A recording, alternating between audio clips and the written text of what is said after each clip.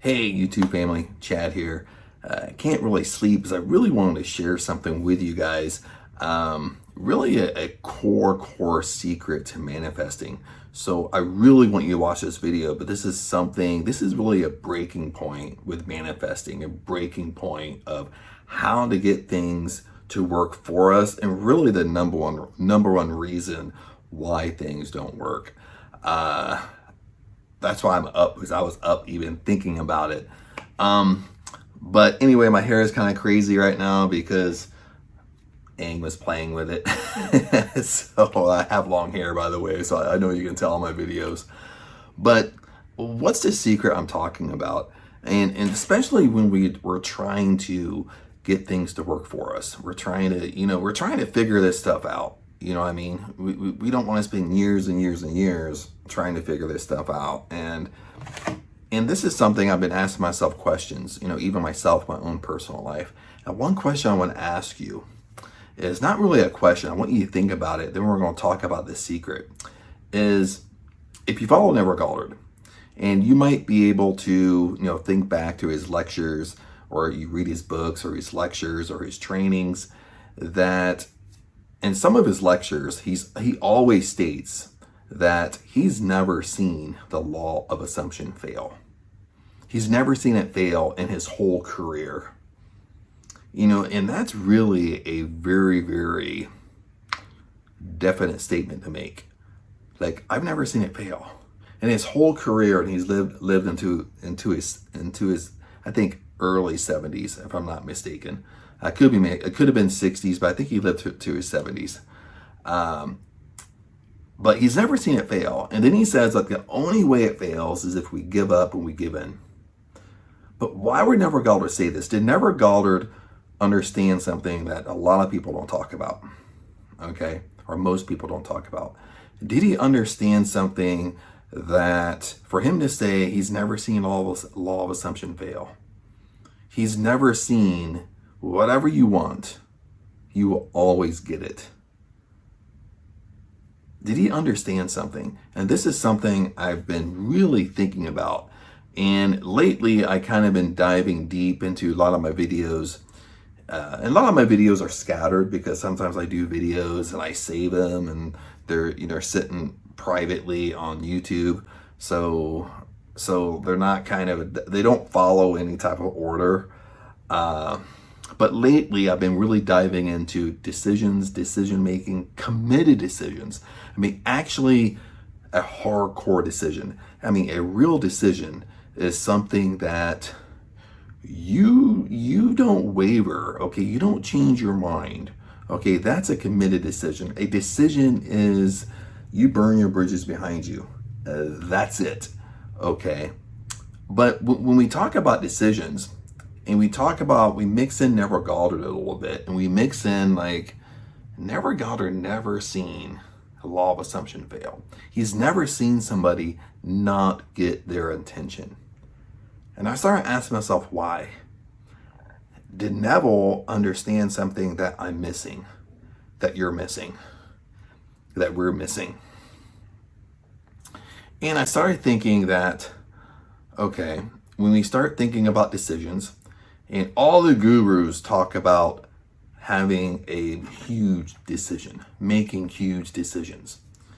And even though making huge decisions, but staying with that decision. If you say, for example, that you want your dream house, you know exactly where you want to live in the city, you know exactly the dream house is, you know how big it is, you can live in the inn, walking in, you can walk and live in it. But the key point is, you don't give up. Okay, you waver on your decisions. That's the decision you made.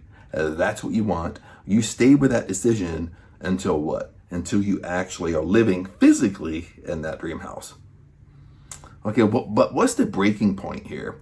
Now, I think this is a secret I want to share with you. I know I'm kind of mumbling, going around, but I really want you to think. Okay, because this is something that I'm doing, and sometimes I manifest things really quick in my life, and sometimes things can seem like it takes forever. Okay, but why am I manifesting quickly than other things take forever. And it's not just some things take an incubation period. Yes, of course, that's true. But am I doing something? Am I doing something wrong? And this is what I found. And this is what I've been thinking about. And this is what I'm going to share with you. Is when we say make committed decisions, I don't change my mind. It's just like if I say a friend invites me to a birthday party and I say, hey, I'll be there, and I commit and I go. Okay. Same way if I say I want to be a multimillionaire, I stick with that decision until it happens. Okay.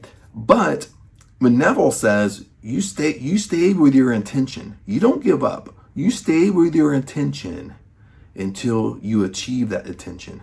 Because once you achieve that intention, you're gaining confidence, and that confidence is law of assumption works.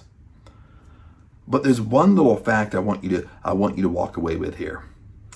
Is he's mixing a committed decision and your intention. Okay, what is he mixing here? And he's mixing that when you make a committed decision, you stay in the game long enough until you don't care anymore. You stay in the game long enough until you don't give a fuck anymore. That's pretty much what it is. You stay in the game long enough until you finally let go of your intention. And when you finally just let go, when you finally just, you don't give it two fucks. Okay, you don't care anymore. If you have it, if you have it, don't have it, you don't need it. That's when it comes to you.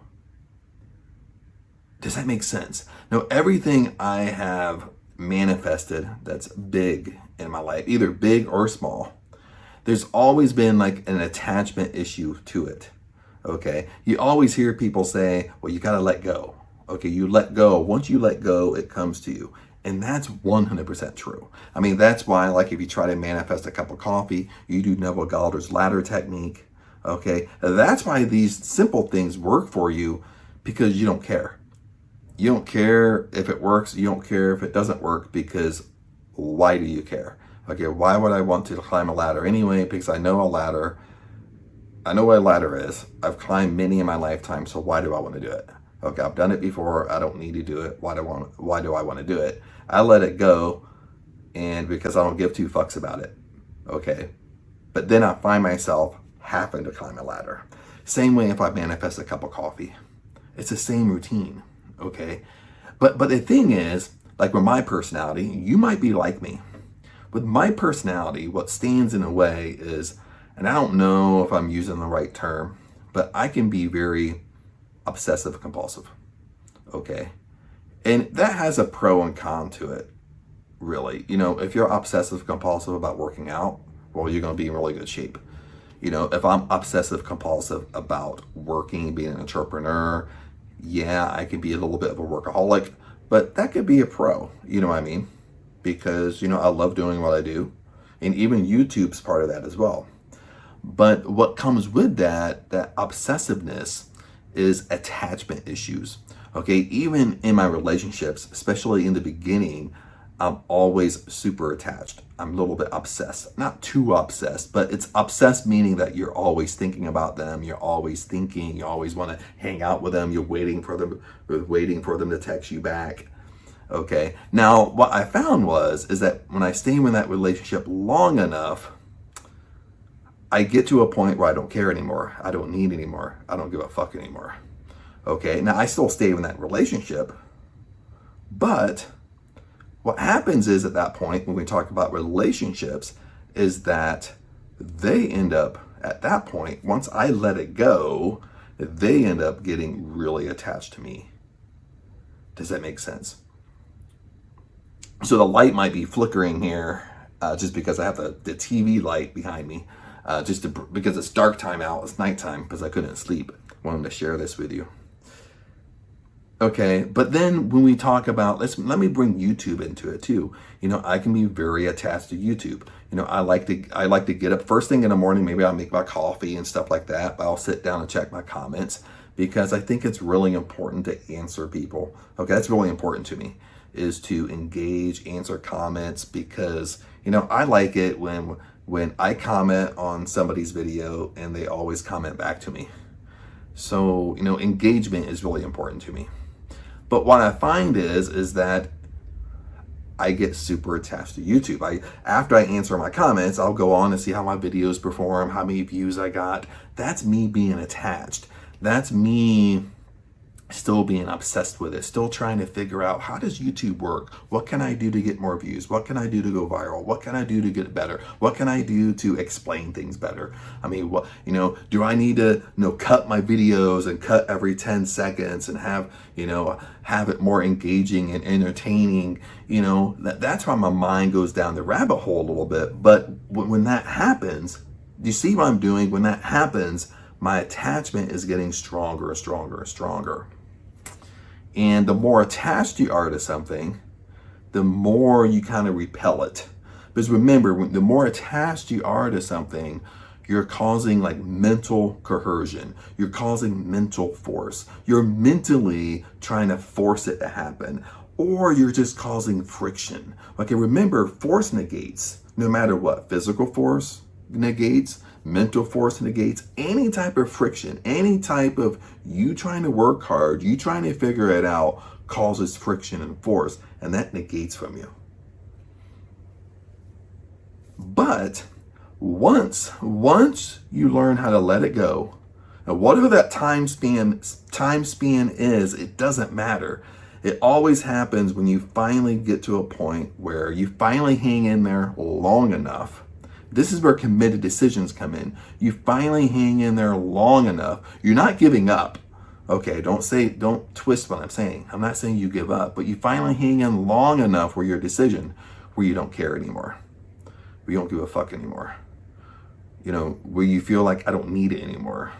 Okay, and that's when your attention comes true. And I think that's really what Neville Goddard really knew when he would make a statement.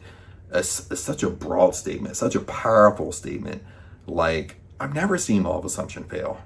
In my whole career, in his whole career, he spoke with thousands of people, probably tens of thousands of people. He's probably mentored tens of thousands of people, and he's always seen they get their intention. And I think that's what he was really getting to, is it doesn't matter. Now, the good news to this is you can set your intention and you can have it happen right away.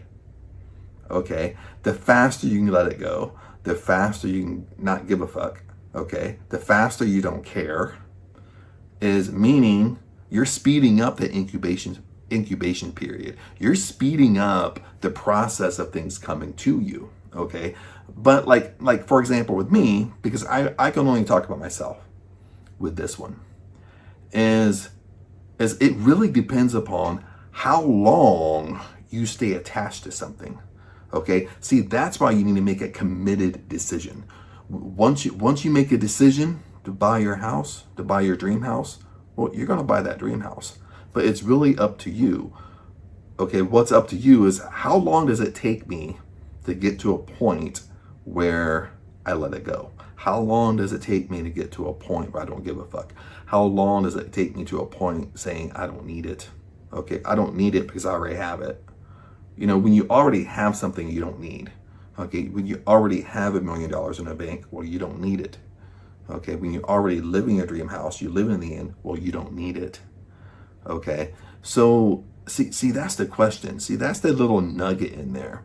I mean, some of us can do this stuff right away within a couple days, and we see something manifest in our life because we just let it go. Some of us, we hang in there for a week, we hang in there for a month, we hang in there for months, or maybe even years, until we finally let go of that unhealthy attachment. Once we let go of that unhealthy attachment we have to it, that's when we see it come into our life. See, that's what I kind of been thinking about. I've been thinking about, decision making committed decisions. When we say we're going to do something, we do it. Okay? When I say I want this, I get it. Okay? We're really firm on the decisions. We're committed decisions. I don't change my mind at all until I have it. And I'm going to repeat myself here. And I think this is the nugget. This is the main secret that Neville knew. That he didn't, like, he explained it a whole bunch of different ways, but not kind of how I'm explaining it. Is when you make a committed decision that you want your dream house, okay, you stay with that decision. You don't change your mind. You don't alter your decision. But you stay with that decision because in the beginning, you're going to be attached to it because you really want it.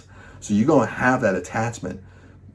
But you hang in there long enough, no matter if it's a week, 2 weeks, a month, 3 months, 6 months, or a year down the road, or even longer.